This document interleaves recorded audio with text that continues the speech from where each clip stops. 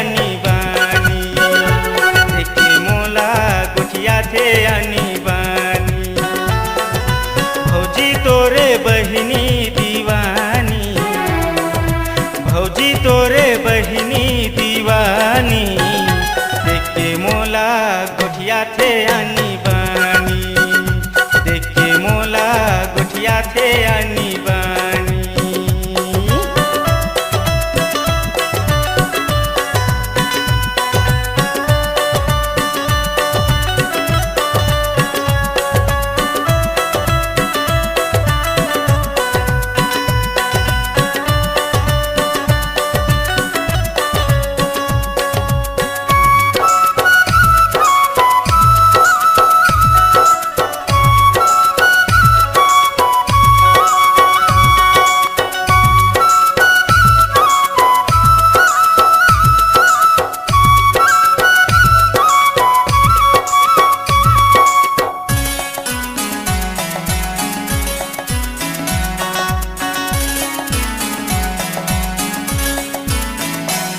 तीर माँ जाएले ये साएल करते, जो हर ले समझी कई के हाथ ला धरते।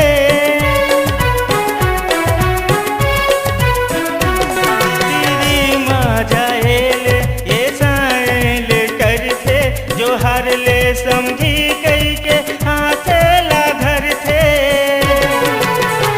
औ अपन मन के यहा करते मनमानी, अपन मन के यहा करते मनमानी। ये भौजी तोर बहिनी है दीवानी, ये भौजी तोर बहिनी है दीवानी।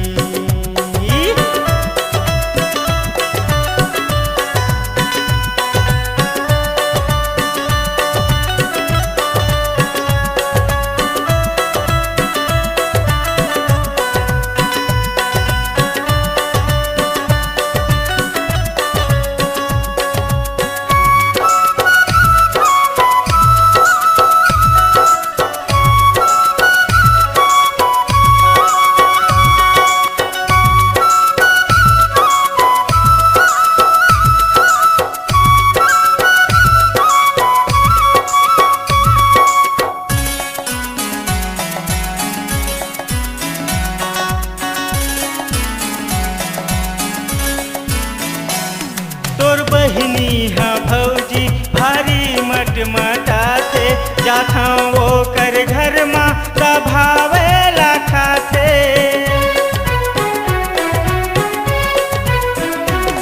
तोर बहिनी हाँ भौजी भारी मटमटा थे, जाथा वो कर घर माँ भावे लाखा थे। और रोशन लहरे बर लगाए है बानी, रोशन लहरे बर लगाए है बानी। ये भौजी तोर बहिनी है दीवानी, ये भौजी तोर बहिनी है दीवानी। भौजी तोरे बहिनी दीवानी, भौजी तोरे बहिनी दीवानी। देखे मोला गोठिया थे आनी बानी, देखे मोला गोठिया थे आनी बानी, देखे मोला गोठिया थे आनी बानी, देखे मोला गोठिया थे आनी बानी, देखे मोला गोठिया थे आनी बानी।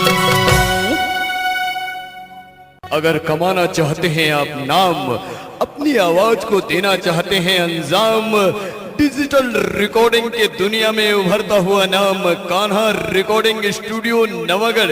मोबाइल नंबर 9826220587 और दूसरा मोबाइल नंबर है 8103047783।